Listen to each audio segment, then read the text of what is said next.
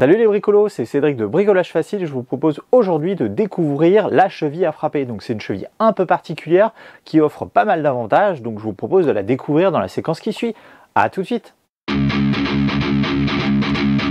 Alors juste avant de rentrer dans la démonstration directement, parlons un peu de cette cheville à frapper qui est si particulière.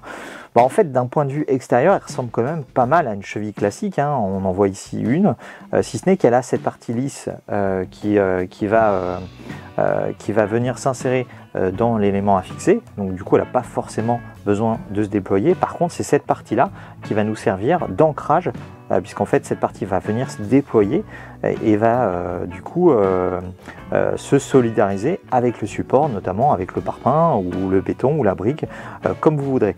Autre particularité, en fait, c'est la vis utilisée. C'est une vis un peu spéciale, puisque je ne sais pas si on le voit là sur l'image, mais c'est une vis qui a une spirale très très fine. Donc elle n'est pas vraiment importante. Et en fait, on est plutôt en face d'un clou, hein. Ça ressemble beaucoup plus à un clou qu'à une vis, hein, littéralement, puisqu'en fait, c'est cet élément-là qu'on va venir frapper pour fixer la cheville.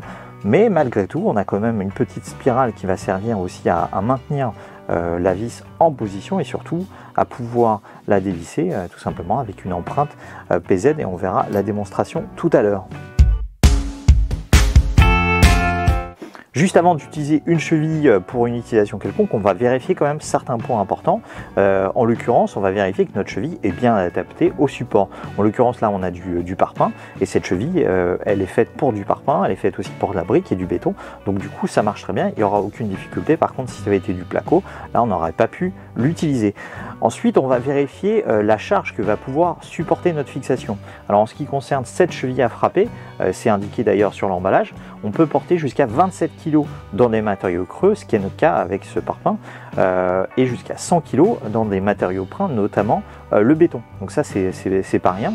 Là aussi, bon, c'est pour l'exercice. En général, moi, j'ai pas besoin de supporter beaucoup plus, et sachant que c'est un poids, ce poids maximal est indiqué pour chaque fixation. Bien sûr, si vous multipliez le nombre de points de fixation, et bien là, vous pourrez porter des charges encore plus lourdes. Et dernier élément aussi spécifique cette fois-ci à la cheville à frapper, c'est l'épaisseur de l'élément qu'on souhaite fixer. Cette cheville, elle, permet de supporter jusqu'à 25 mm d'épaisseur. Et ben ça tombe bien, puisque notre tasseau ici que je souhaite fixer, en tout cas pour la démonstration, ne fait que 20 mm d'épaisseur, donc ça suffira largement.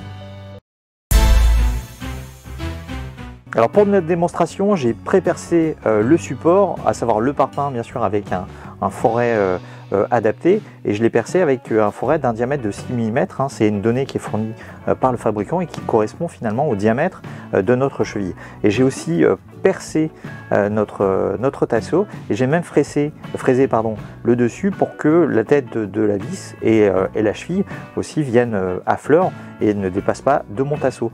Donc pour utiliser notre cheville à frapper, je vais tout simplement venir insérer notre cheville dans le tasseau. Je vais le laisser dépasser légèrement pour faciliter son positionnement en face des trous.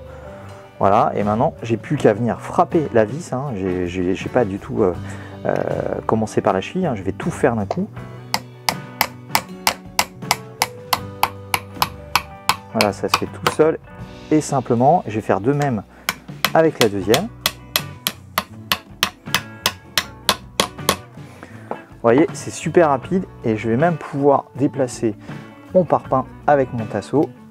Voilà, et la fixation, elle tient sans difficulté. Si vous souhaitez retirer une cheville à frapper, en fait, on commence d'abord par dévisser notre vis.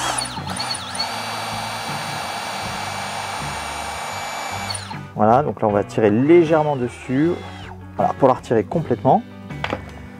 Et donc, du coup, là, plusieurs méthodes, hein. On va juste tirer tout simplement sur notre tasseau pour venir retirer la cheville. Et là, on va venir la retirer du tasseau directement. Ouais, donc forcément, c'est moins facile qu'au départ, puisque en fait, le morceau, le bout s'est déployé, mais ça se fait assez facilement. Alors comme on vient de le voir dans la démonstration, c'est une cheville qui est très rapide à installer, hein, puisqu'il vous suffit de lui donner des coups de marteau. Alors comme son nom l'indique, hein, vous en étiez douté, pardon, puisque c'est une cheville à frapper, donc on va tout simplement la frapper pour pouvoir la fixer, pas besoin de perceuse. Bien sûr, vous aurez besoin quand même de percer le matériau au préalable pour pouvoir installer la cheville. Donc c'est une cheville qui vous permet finalement de fixer tout un tas d'objets, notamment du bois ou des rails par exemple pour le placo, et aussi bien dans des matériaux creux comme le parpaing que dans des matériaux pleins comme le béton ou même la brique.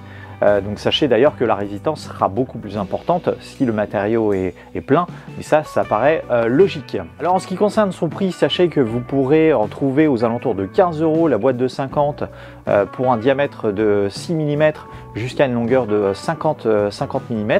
Donc ça c'est une taille à peu près classique, et ça vous permettra, par exemple, ce type de cheville vous permettra de fixer jusqu'à une pièce de bois par exemple jusqu'à 2,5 cm d'épaisseur. Bien sûr, si vous voulez fixer des pièces beaucoup plus grandes, il va falloir, enfin en tout cas beaucoup plus épaisses, il va falloir une cheville sans doute plus longue, voire même un peu plus large.